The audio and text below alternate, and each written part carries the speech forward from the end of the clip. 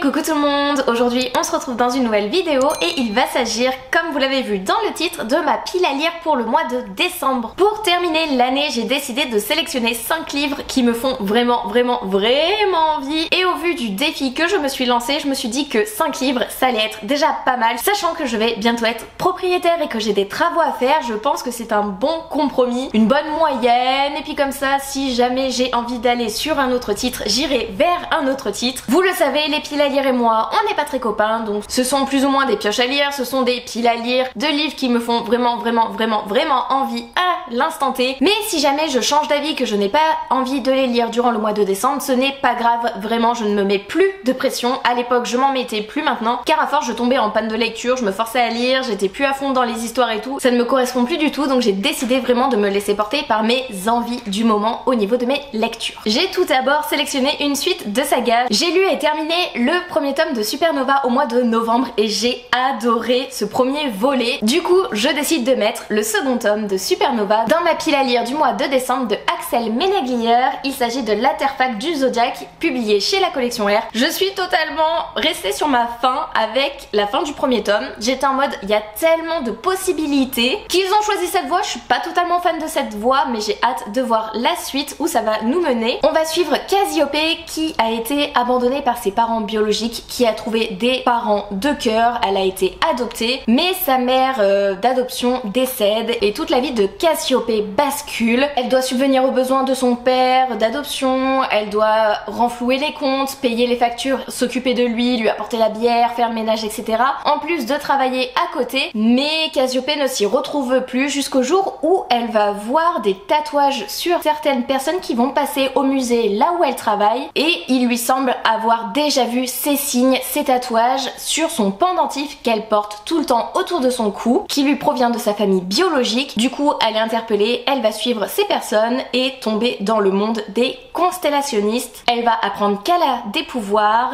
qu'en fonction de son signe astrologique, elle a un pouvoir particulier. Par exemple, les poissons sont des soigneurs, j'adore. Elle est Gémeaux, ça veut dire qu'elle peut se cloner ou cloner un objet lambda. Elle doit survivre dans cet univers qu'elle ne connaît pas, trouver ses marques, avoir des réponses sur sa famille biologique, mais tout ne se passe pas comme prévu. Il va avoir beaucoup de rebondissements et elle va se rendre compte que sa vie, déjà qui était au plus bas, va encore être bouleversée. J'ai adoré la rythmique du premier tome, j'ai adoré les protagonistes qui entourent Cassiope, même Cassiope en elle-même. J'ai adoré me faire surprendre et j'ai hâte de lire le second tome vraiment, et je crois même qu'il va y avoir un troisième tome. C'est pas une duologie, il me semble, ouais c'est ça, le deuxième volet de la trilogie fantastique lauréat du prix R de premier roman. Donc hâte aussi de savoir quand le troisième tome sort, même si le tome 2 vient de sortir là en fin d'année. Le second livre que j'ai décidé de mettre dans ma pile à lire, il s'agit de Ne raccroche pas de Julia Dassal, publié chez Hachette. On va suivre June qui a perdu sa mère, qui n'arrive pas à faire son deuil. Son père va mettre dans leur jardin une ancienne cabine téléphonique. June va s'y réfugier pour parler à sa mère, pour extérioriser tous ses sentiments, réussir ou pas à faire son deuil, jusqu'au jour où un jeune homme qui s'appelle Lucas va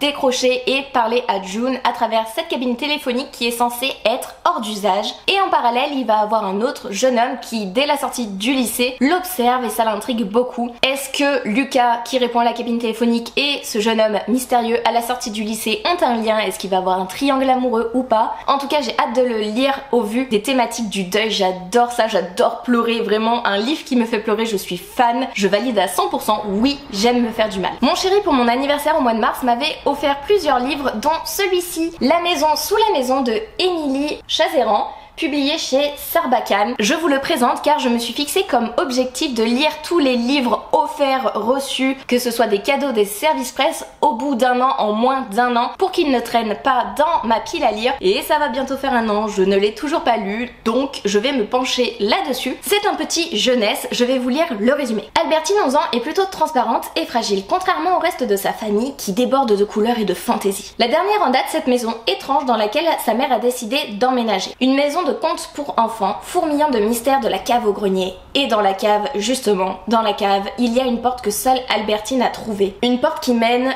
au sous-monde et ses habitants. J'avoue que ça me fait penser un peu au monde de Narnia quand on ouvre une porte, qu'on va dans un monde parallèle. Là, un petit peu pareil avec la porte dans la cave. J'ai refeuilleté le roman, il est illustré, c'est écrit gros, il y a beaucoup de dialogues, c'est aéré. Je pense qu'il va se dévorer et ça va me faire du bien en cette fin d'année, au milieu des travaux, de lire un petit jeunesse. Quatrième livre, encore un petit jeunesse, je crois que j'en avais besoin du coup. Il s'agit de Mémoire de la forêt, le 4e tome de Michael Brun-Arnaud et illustré par Sanoé, publié chez l'École des loisirs dans l'édition 9. Oui, il n'est pas du tout fait pour l'hiver, c'est un roman qui se passe au printemps. Mais écoutez, je n'ai pas envie de le laisser traîner, j'ai envie de le lire, celui-ci aussi est illustré, j'ai envie de terminer cette saga même si je sais que mon petit cœur va en prendre un coup. Dans chaque tome en fait, on va suivre des thématiques différentes. Dans le premier tome, c'était plus la maladie de l'oubli-tout, la maladie de l'Alzheimer. Dans le deuxième tome, c'est plus des notions de famille avec des questions d'héritage, de famille du sang, de famille biologique ou de famille du cœur. Dans le troisième tome, c'était plus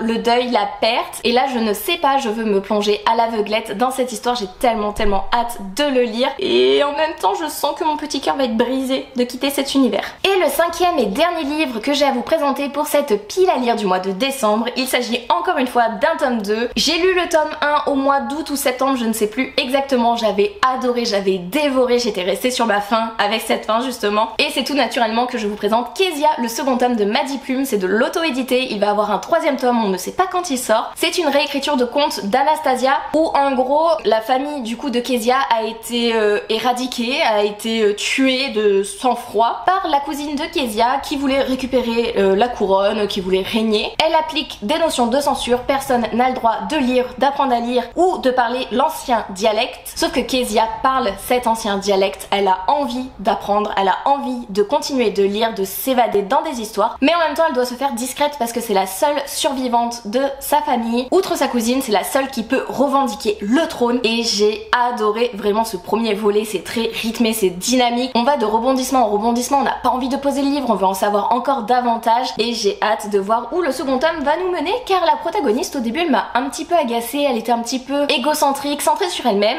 mais par la suite j'ai appris à comprendre pourquoi elle était comme ça. Et à la fin du premier tome j'étais en mode tu vas être badass toi. Toi je t'aime, tu vas être badass. Donc j'ai hâte de voir l'évolution de Kezia avec ce second tome. Voilà pour ma petite pile à lire du mois de décembre, j'espère que j'arriverai à lire ces livres ou que j'en lirai d'autres, mais en tout cas que j'arriverai à lire durant ce mois de décembre qui est le mois des fêtes, comme je vous disais le mois où je vais devenir propriétaire, où je vais avoir des travaux, où je vais devoir faire des cartons et aussi le mois où je me challenge, où il y a beaucoup de choses en même temps. Mais j'avais envie de me défier, je ne peux plus me défier au niveau sportif parce que je suis à la calée à cause de mon genou, toujours. Je vous en parlerai sûrement dans les vlogs du mois de décembre car j'ai enfin mon rendez-vous médical donc vous en saurez plus à ce moment-là. En tout cas, j'espère que cette vidéo vous aura plu. N'hésitez pas à me dire s'il y a des titres que vous avez lus, que vous avez aimé, pas aimé, ce que vous en pensez. Est-ce que je vous ai donné envie d'en lire certains? N'hésitez pas à me dire tout ça en commentaire. N'hésitez pas à liker, commenter et à vous abonner si vous le souhaitez. Et moi je vous laisse, je vous fais des bisous et je vous dis à une prochaine vidéo. Bye!